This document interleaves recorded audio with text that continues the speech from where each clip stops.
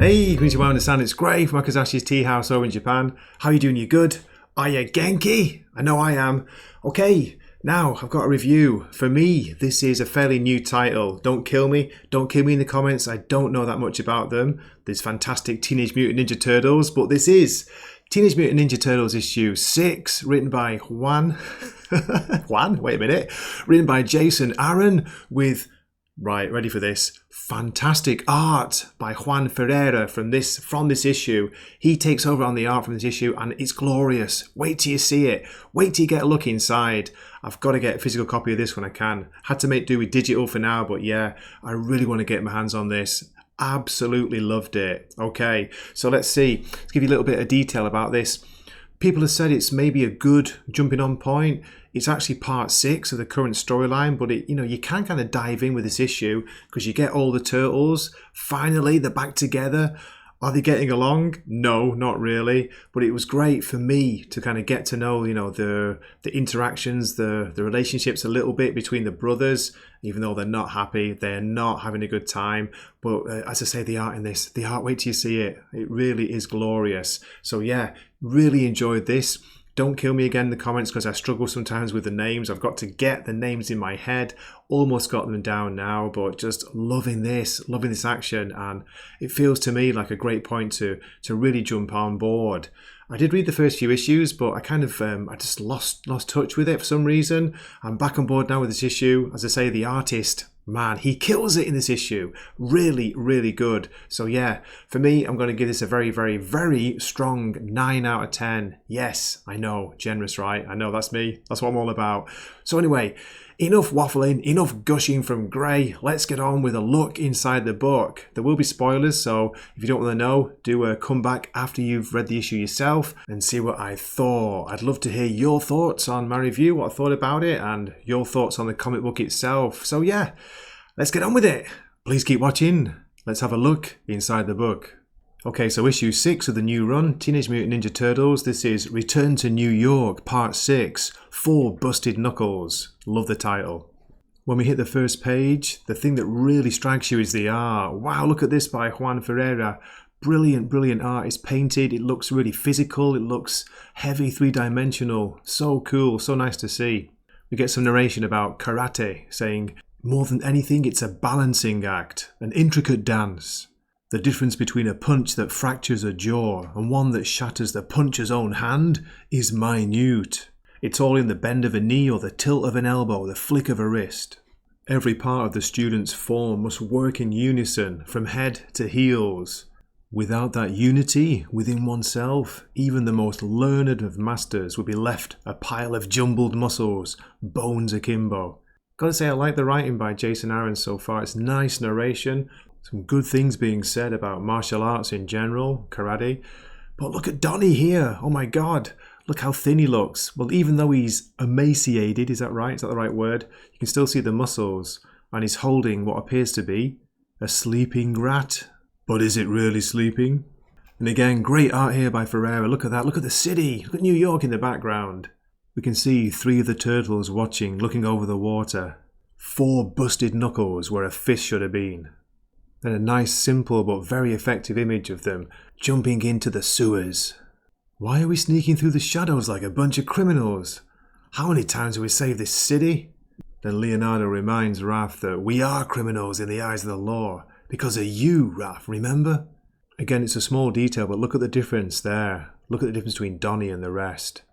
Raph is trying to convince the others that it was all a setup. He didn't kill the warden. Of course he didn't.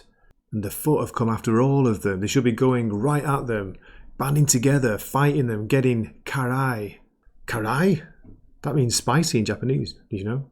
What do you think we're doing, genius? Chimes in Mikey. He's talking about the sources in Japan and telling them that Karai is here, in New York, working on a top secret project. Leo's not sure, talking about it feels like someone else is pulling the strings. Then turns round to ask, Donnie, you alright, buddy? Donnie seems to have a strange smile on his face, holding the rat as you can see in his hand. Then Mikey's moaning about his TV series, his hit TV show just being canned. Officially, I'm an accessory to murder thanks to you, big bro. They continue arguing as we see Donnie in the background looking worried. Brothers, Splinter says this isn't helping.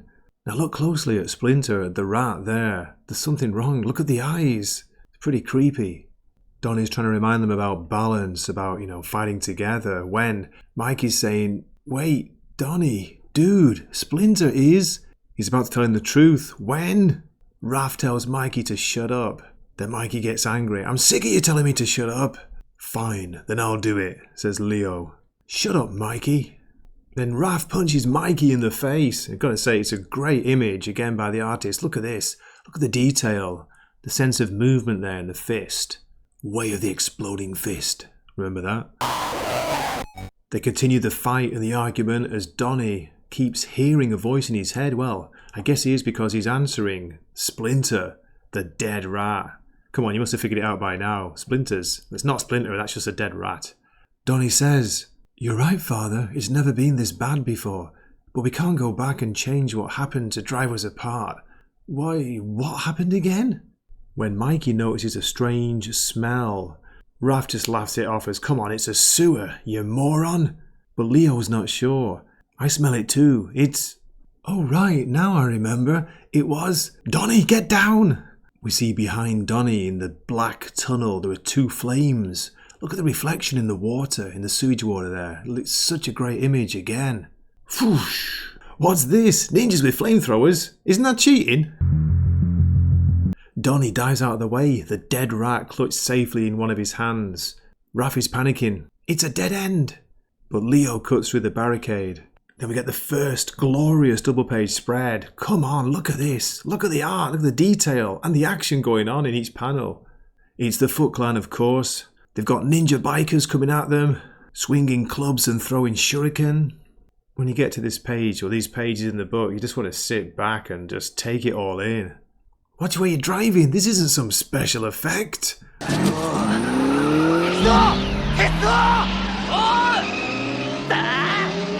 That's got to be a reference to Akira. Fantastic, one of the best animated movies ever made, in my opinion. They evade the bikers by hitching a ride on top of a bus. And we hear here that this is a new version of the Foot Clan. Looks like it's up to me, says Leo. Just check out this page. I've zoomed out a little bit to try and get it in. This is incredible. We've got Leo climbing up a building here, and then the artist Ferreyra, he's used the panels like as part of the building. It's insane. It's so well done. I love this detail. It makes you wonder how long this took, to draw and paint this issue. We've got Leo saying, we got to get off the streets. Down below, Raph pulls up on the bike. I don't know what you're angry about anyway, Mikey. It was your fault we split up in the first place. Mikey replies, whatever, you're crazy. Sorry, no offence, Donnie. And then Donnie's like, why would that offend me? It's good, it's funny, it's good writing by Aaron. We didn't abandon you, Mikey. This whole fist fight started because you two... They're interrupted by a blast of light from a helicopter. Mikey starts crying out, bright light, bright light. It's members of the police Foot Clan. That's right, the Foot Clan are in the police now. They're shooting gas arrows at them. Hold your breath, Splinter, says Donnie. Then Mikey's so close to telling him again, Donnie, that isn't Splinter, that rat is... Shut up, Mikey. As they're attempting to jump across the gap between the buildings, they get hit by a hose from below. There's firemen blasting them with water. What's going on? Even the firemen are against them. As we can see here, the firemen are approaching, brandishing big axes. We can hear like a PA saying, attention all emergency personnel, mutant fugitives spotted.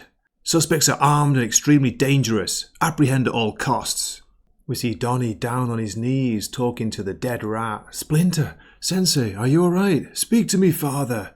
Behind him, a fireman holding an axe.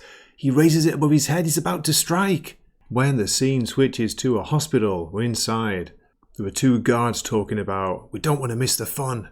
Hey, what about the guy we're supposed to be guarding? He's not going nowhere. They walk past a woman, with ginger hair by the way, who's holding a pot of flowers. Oh my God, Casey, if you can hear me, I have one thing to tell you, one thing to say. It's April, of course, she's saying, fight. You've never backed down from a fight in your life. Don't let this be any different. Whoever put you in this coma, they'll answer for what they've done. I can promise you that. You just keep fighting, Casey. And so will I, as she picks up his mask. As we switch back to the turtles and we see poor Donnie being smacked on the back of his shell with that axe. It makes him angry. He knocks the fireman flying. This is not great, guys. You think? But Raph could have a point here. Look at this. Look how this looks. They're fighting what appear to be firemen, who are probably not. They're probably members of the Foot Clan. And it's being recorded on many different phones. Tell that to our adoring public. He's right, says Leo. We look like a bunch of crazed mutants wanted for murder, beating up public servants. We're playing right into their hands. The police come in. Freeze! We're the good guys here, you stupid idiot, says Raph. Raph, stop it. We can't fight the police. For the last time, you big hothead. Simmer down. And Leo smacks him across the jaw.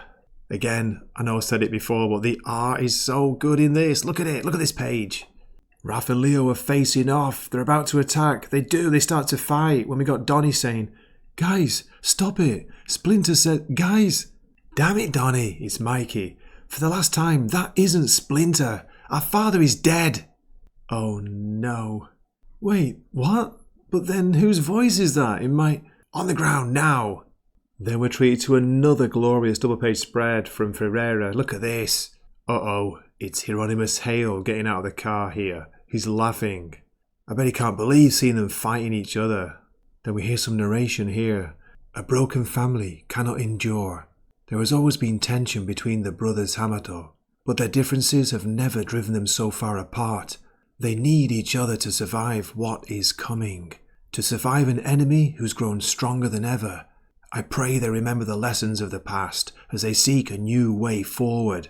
I pray, as that is all that I can do now, from so far away. I pray for my students, for my sons. Welcome home, my children. I pray that you will hear my voice from beyond the veil between worlds. We are not what we were, but what we are will have to be enough. 4 busted knuckles. Look at that in the background. On the screens, on the buildings. Killers in a half shell. And 1 dead rat. To be continued. That's where the issue ends. Look at that. What a great scene. What a great finish. What an issue. Wow. What a story. What a great, great issue. Okay. Here we've got some of the covers. What would you go for? Cover A, the main cover. How about the Kevin Eastman variant, cover B? Or the Juan Ferreyra, cover C? Do like that one as well. It's got a bit of it's got the bikes on there, a bit of an Akira feel to it. We also have some exclusive covers here. There's one by Carson Thorne on the left. The middle one's by someone called Boneface. Not Bonehead from Oasis. And the one on the right, art by Wes Craig, colours by D. Cunniff. IDW just love their variants, don't they? Well, I hope you enjoyed this review. I really enjoyed talking about it. Great read. Can't wait to pick up a physical if I can get one over here in Japan. That's a long story. But yeah, if not, I'll have to get the collected edition when it comes out. But as always, thanks so much for watching this far. I really appreciate it. Do drop a comment. Let me know what you thought of the issue. Which cover would you go for? Do you like the art as much as I did? Yeah, always great to have you here in the Teahouse Dojo. This has been Gray from Wakizashi's Teahouse, signing off for the morning here. Matane. He swaps his longsword for a Wakizashi, so